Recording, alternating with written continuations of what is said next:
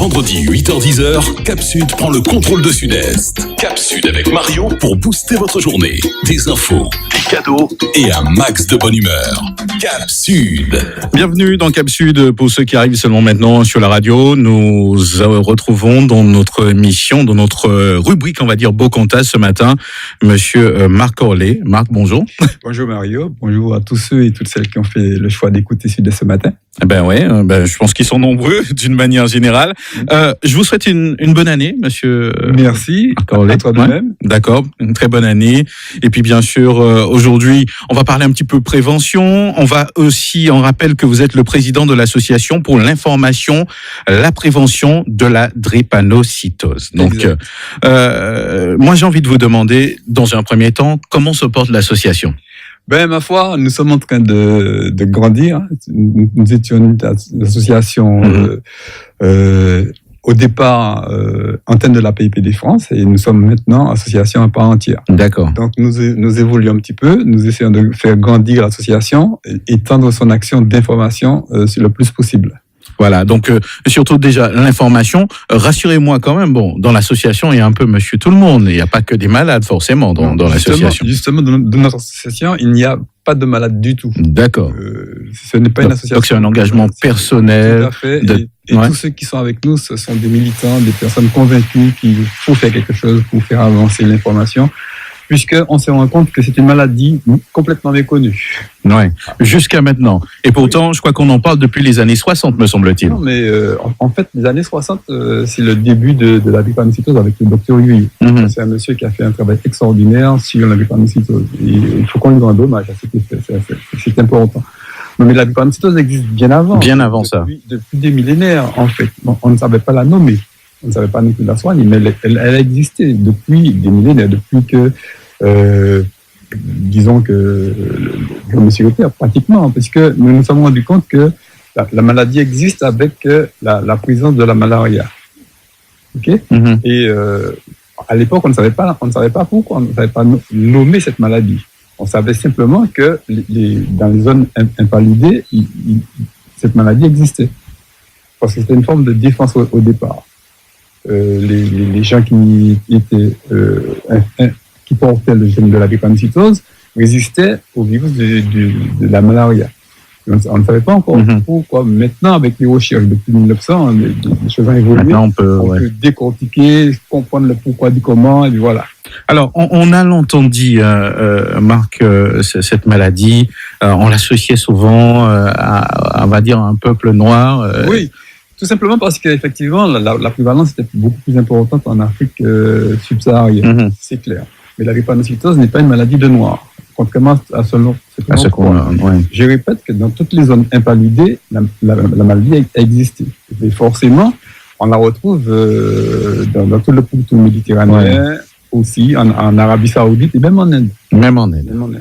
D'accord. Alors, on va essayer, avec des mots simples pour les éditeurs qui nous écoutent, de parler de cette maladie, comment elle se manifeste, est-ce qu'elle est génétique ? Alors, oui, forcément. Bon, alors, il faut savoir, ce qu'il faut savoir, en premier lieu, c'est que la drépanocytose est une maladie du sang. Du sang. C'est une maladie du sang, c'est une maladie de l'hémoglobine plus précisément. L'hémoglobine, c'est ce constituant protéique qui donne sa couleur rouge au sang et qui est chargé de transporter l'oxygène à travers tout le corps grâce aux globules rouges. D'accord. Il se trouve que lorsque l'hémoglobine est affectée par la drépanocytose, elle est déformée, c'est ça? Cette mutation de l'hémoglobine va faire en sorte que les globules rouges, eux aussi, seront déformés, ils seront malades.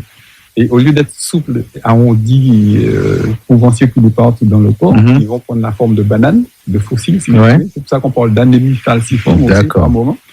Et c'est ça la drépanocytose. Alors, si on fait une image, on résume bien, c'est comme si il y avait une voie pour circuler et puis on n'arrive plus à passer. C'est un petit peu ça l'idée. Tout à fait ça.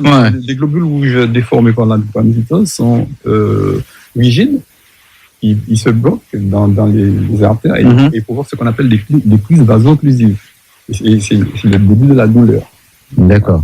Alors, il faut savoir aussi que c'est une maladie qui est héréditaire. Ce n'est pas une maladie qu'on attrape. C'est une maladie que les parents porteurs du gène de la drépanocytose, les deux parents porteurs du gène de la drépanocytose, transmettent à leur enfant, quel que soit le sexe.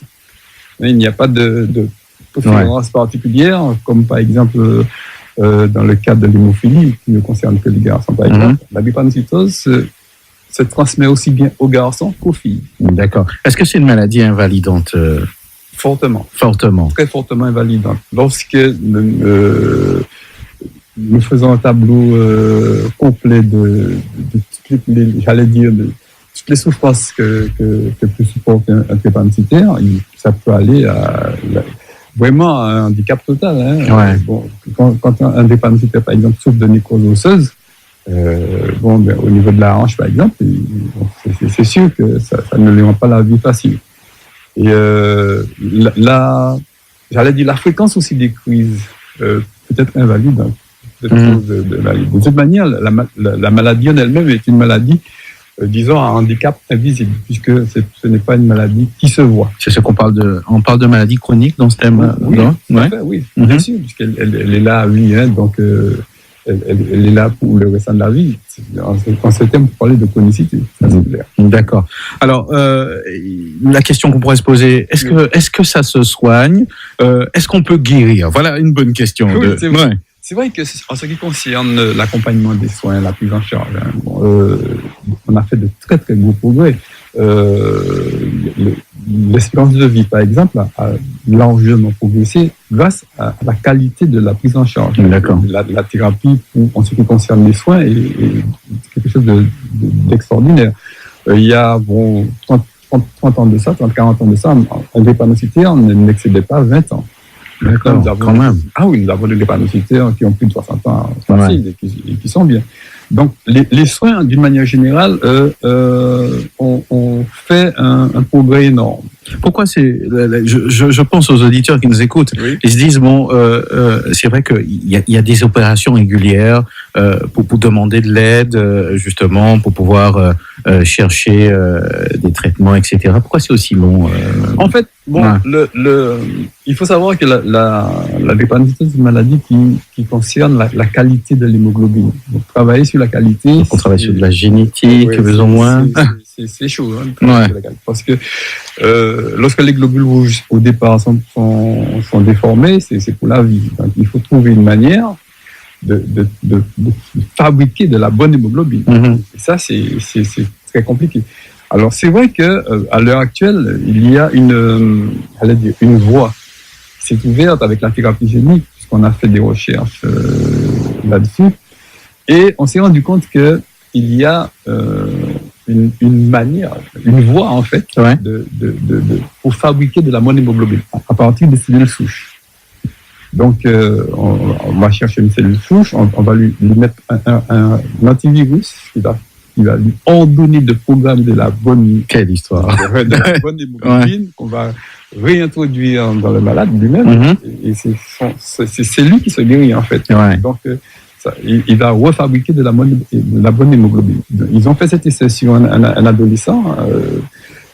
Ça a donné, dans un premier temps, 50% de fabrication de bonne hémoglobine. Maintenant, il est à 80% de bonne hémoglobine. Donc, on peut dire que c'est une très bonne voie. C'est encourageant. Mais il ne faut pas s'enflammer là-dessus. Et puis, ça coûte cher. J'imagine. Bien que pour ce jeune homme, le protocole a coûté 500 000 €. C'est pas n'importe quoi. Est-ce qu'aujourd'hui, Marc, dans le parcours médical, on a suffisamment de recul au niveau des généralistes pour pouvoir déceler ce genre de choses assez tôt?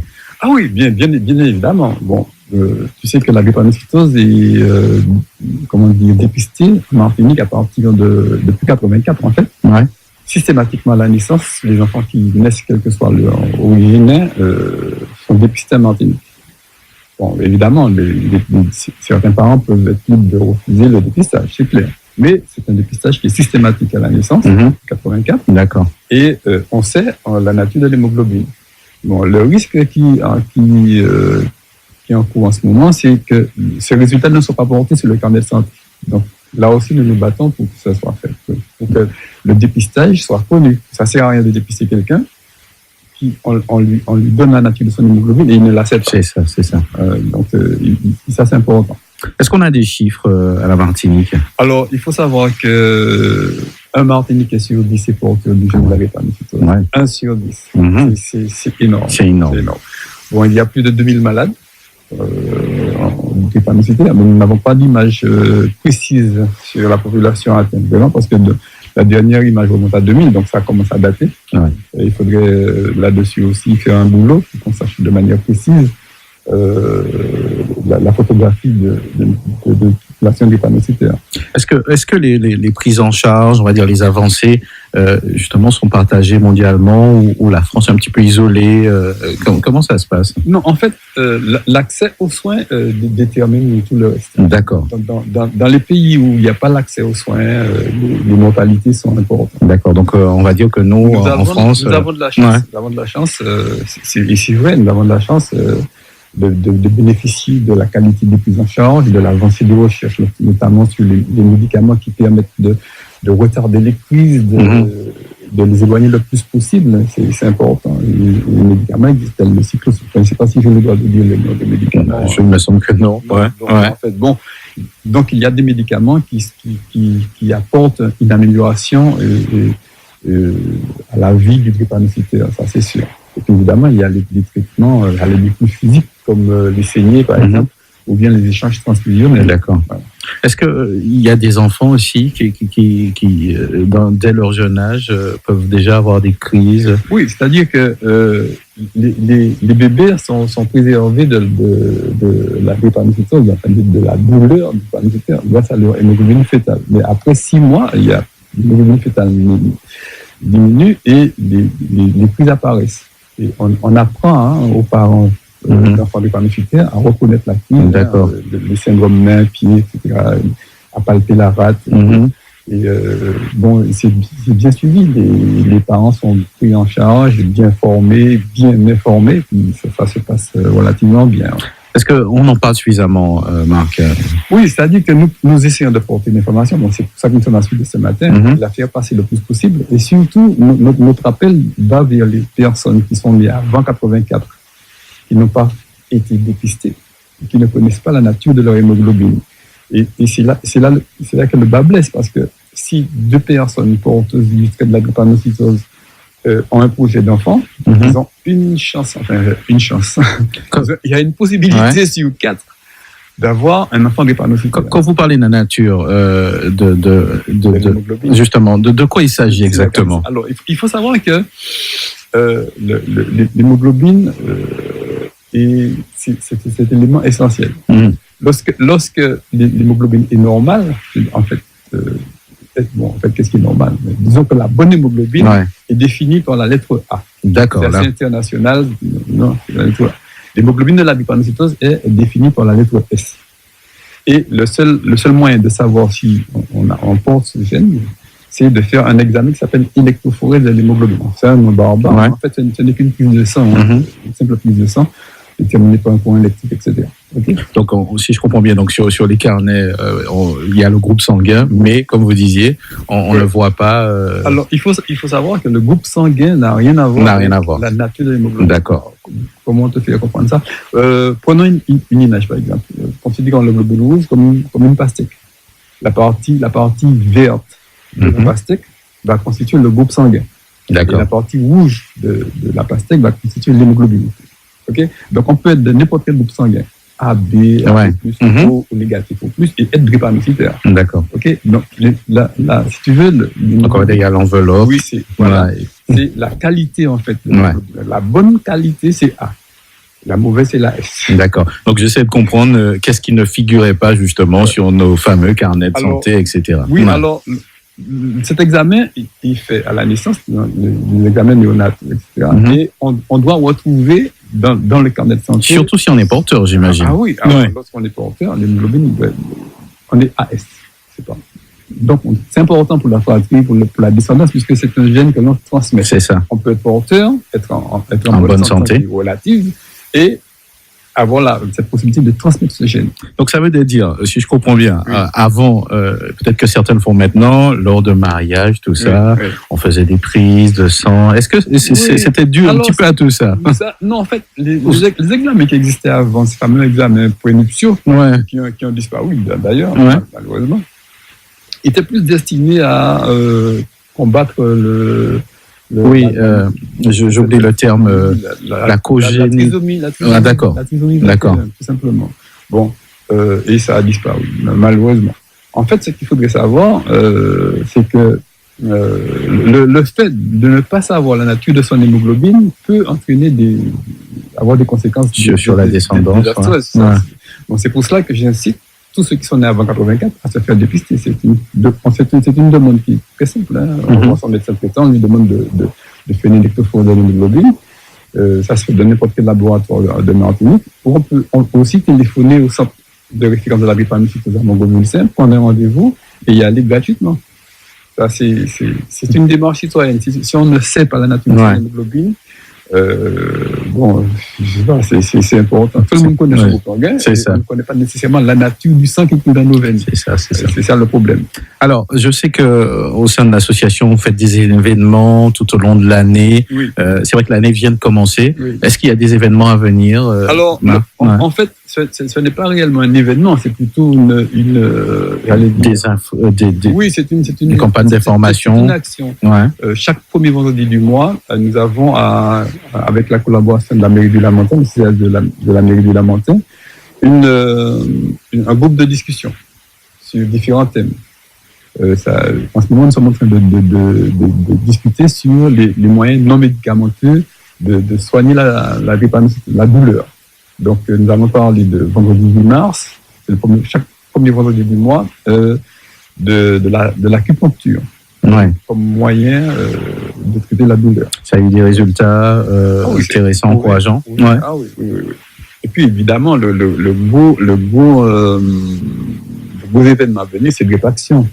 C'est cette semaine de sensibilisation sur la drépanocytose que nous avons tenue en octobre, avec le concert à la fin du mois d'octobre. Ça, on a le temps de pouvoir venir. Voilà, c'est vrai. Et c'est un événement quand même qui est, on va dire, une opération très importante dans votre calendrier. Oui, tout à fait, parce que en fait, les fonds que nous allons récolter seront reversés à l'INSERM pour justement travailler sur la recherche. Et c'est important parce que la recherche, c'est le début de. Et en plus, c'est très encourageant par rapport à ce dont on a parlé un petit peu en début d'émission. Donc, ça veut dire que encore un effort, on espère dans quelques années trouver. Ah oui, je vous dis, c'est l'espoir.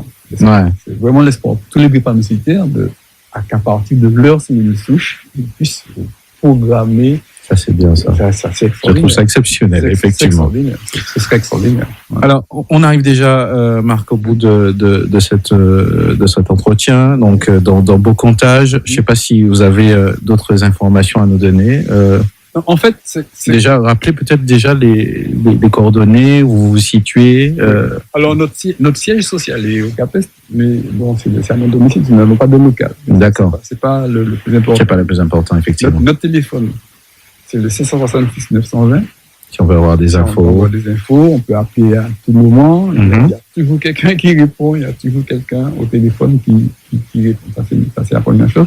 Mais mon propos principal, c'est d'inciter ceux qui nous écoutent, là, maintenant, qui sont nés avant 84, qui ont peut-être un projet de vie commune et qui ne connaissent pas la nature de leur hémoglobine, ils ne savent pas. Eh bien, de se faire dépister. C'est un appel puissant parce que c'est le début du